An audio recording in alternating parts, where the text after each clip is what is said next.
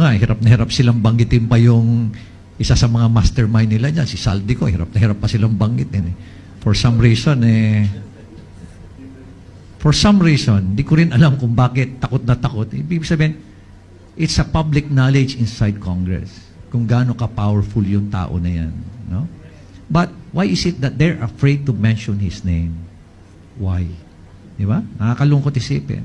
Mayor, for the record, ang sa tingin niyo ang mastermind dito si Saldico? Hindi ko alam. Baka meron pa mas mataas sa kanya. Hindi naman basta-basta gagalaw yan. Di ba? Ito nga, hirap na hirap silang banggitin pa yung isa sa mga mastermind nila dyan, si Saldico. Hirap na hirap pa silang banggitin. For some reason,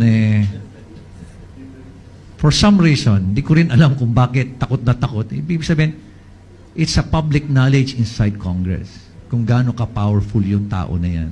No? But why is it that they're afraid to mention his name? Why? Di ba? Nakakalungkot isipin. Mayor, for the record, ang sa tingin niyo ang mastermind dito si Saldico?